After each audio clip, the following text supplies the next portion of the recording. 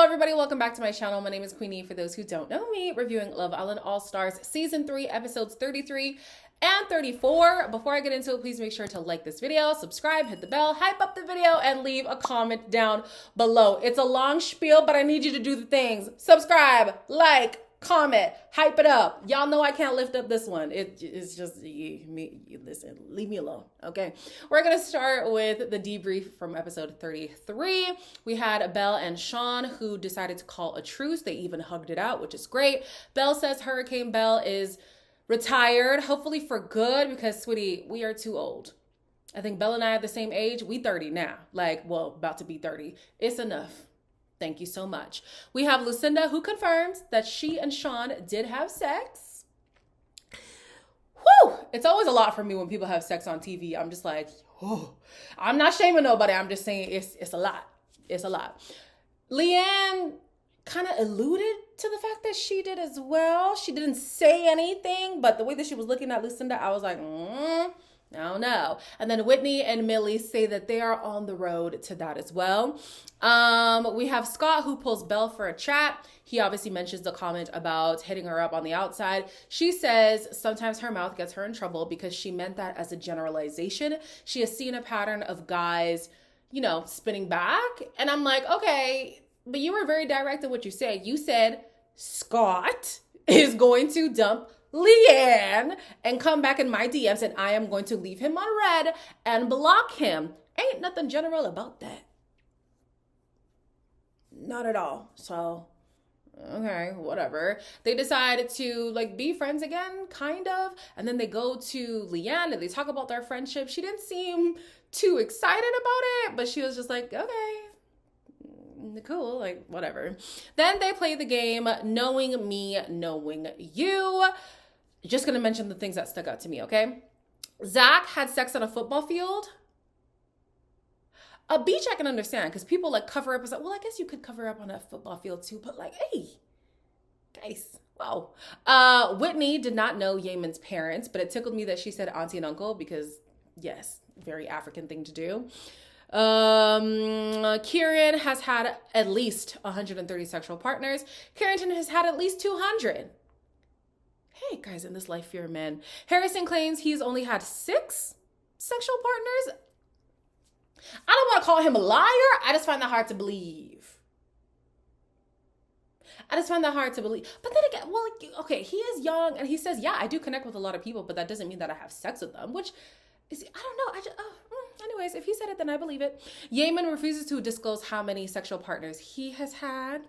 Zach says that he's a virgin. So you're boring and a liar. Interesting. Kieran, Zach, and Shawn have cheated. I personally suspect that there are more guys who have cheated, but because of technicalities, they're saying that they didn't cheat. But I don't have the most faith in the fact that those are the only guys who have cheated. Leanne, Sammy, and Whitney would not want to be stuck in an elevator with Carrington. Felt. Harrison would be partnered up with Helena if not for Belle, and she declines. Carrington would couple up with Whitney, who was shook, and so am I, because really, if you were not coupled up with Helena, you'd be coupled up with Whitney? Okay. We have the majority of the guys who say that they would not want to be stuck in a chat with Lucinda. Yaman says he would not want to be stuck in a chat with Scott because it's hard to connect with him. And I'm like, yeah, okay. If the guys are also clocking that it's hard to get through the barrier with Scott, I could only imagine what it's like to have to date this man. But some other guys agree. Shawn and Carrington, they say the same thing. Millie thinks that being short is a red flag. There's nothing they could do about that, Millie. Damn. But yeah, no short kings for her. We know that Carrington has slept with a lady who is damn near 50. Still concerns me. Yaman has been with someone in their 40s as well. He says that it gave him experience. Whitney's a little bit concerned because she's like, I can't really give you that experience.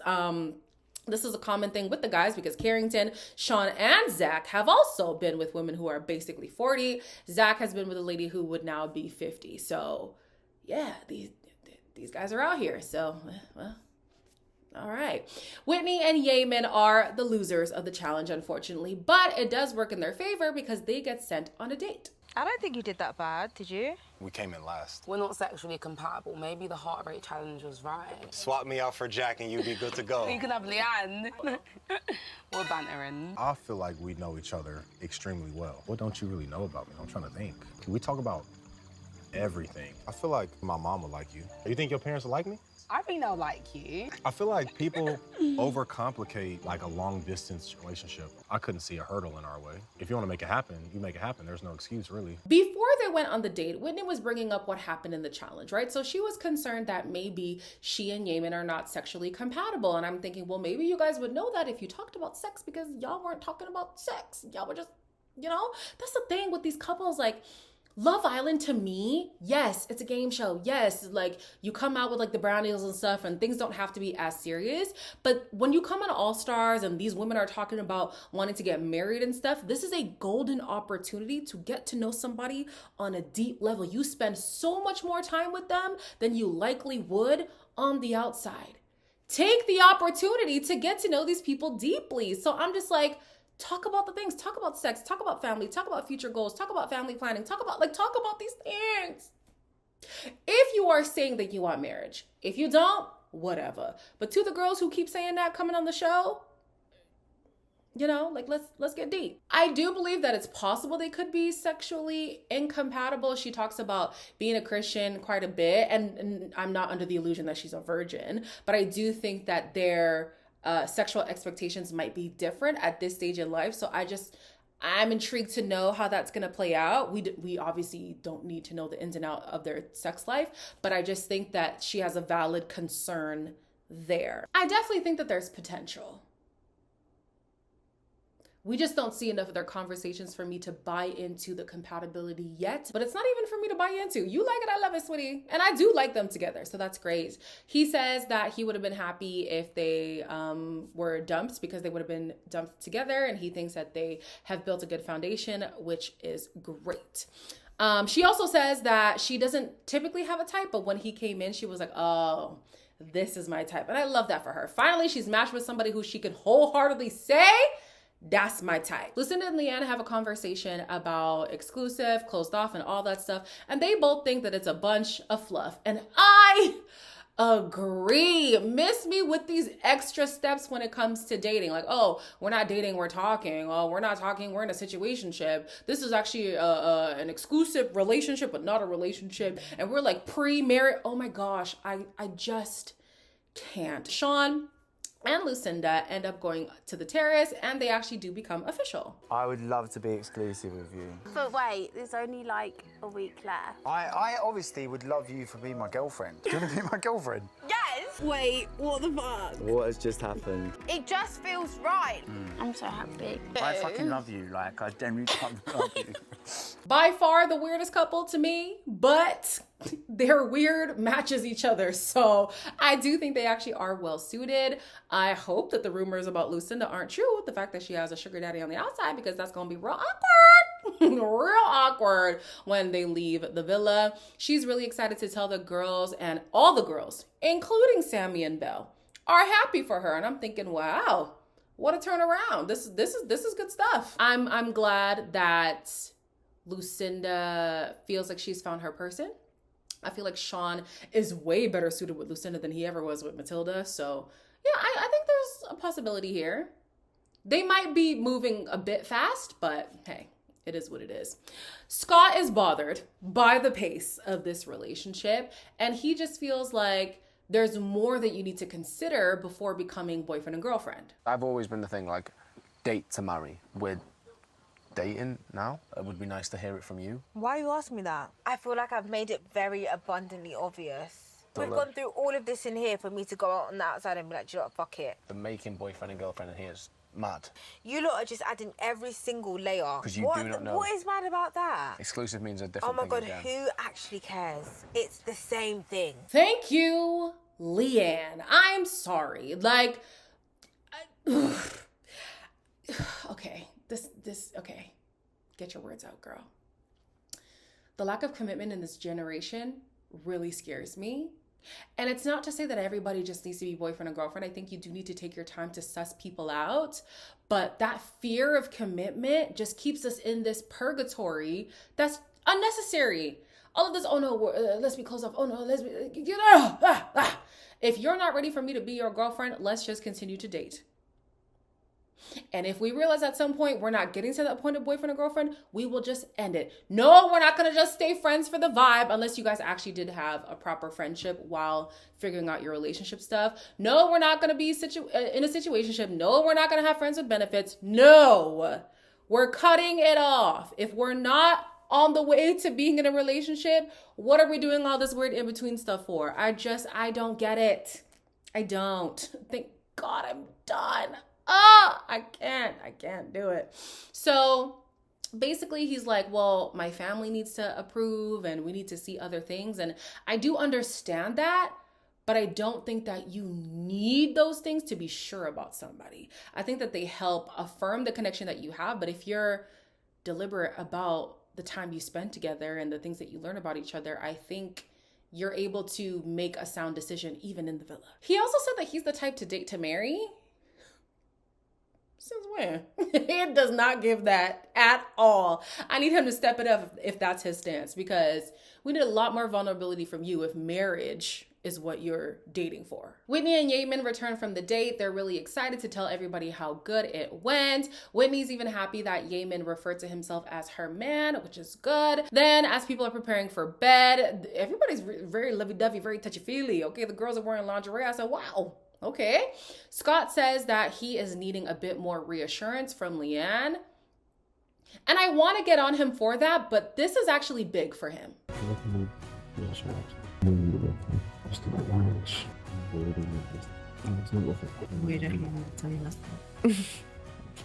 Earlier in the night, Yayan had said that it is clear where she stands with him, right? Obviously, she wants to be with him and only him. She's obsessed with him and all these things. But she's more affirming of their relationship to the other women than she is to Scott. And I think it would be nice for Scott to hear those things. However, what Scott needs to realize is he's working from behind because of the shenanigans that he was trying to pull not too long ago. So it is going to take you to step it up and say how you feel and say where you want to see things going before Yayan can fully commit to that. You haven't proven to her that you are a safe space for her emotionally. So yeah, I understand that you do want the reassurance, but you're going to have to set the tone, sweetie. Okay. I'm the same. Like, I really struggled with my husband to be vulnerable in the beginning, but he would lead all of those vulnerable conversations. He would show by example that I was safe to just leave it all on the table for him. And because of that, I jumped on board, you know, like, oh, you're like leading the ship here. Okay, I'm with you. So lead by example, Scott. In the morning, we have some quick conversations here. Helena and Carrington say that they feel great about their connection. She says that she actually gets a lot of reassurance from him, which is good. Lucinda is digesting the fact that Shawn said that he loves her. The girls were like, wait, what? He said what? It happened so quick, honestly. But yeah, she says that she wants to say it back. She just needs a little bit more time. The girls say that Scott is too logical. And Yayan says that she needs more from him before she can give him more, which I do agree with. Scott says that any title is too much right now, but he does want to give Yayan a grand gesture, or maybe just a gesture, to show where he stands with her. Just be vulnerable. You know, you can just be vulnerable. That's an easy conversation. You don't have to now like make it a whole thing. Just talk. These two act like it would kill them to have deep and clear conversations. Like, I just don't understand why things have to be so ambiguous with them sometimes. Sure, you don't want to put a title on stuff, but talking about your feelings can simply just be a conversation. That's all. Also, gestures are nice. I'm just saying he doesn't need a gesture to share his feelings. So the results from the vote are in. The top couple is Lucinda and Shawn, probably because of all the smoke that Lucinda was receiving. The public probably felt really bad for her. And the bottom couple that was immediately dumped is Helena and Carrington.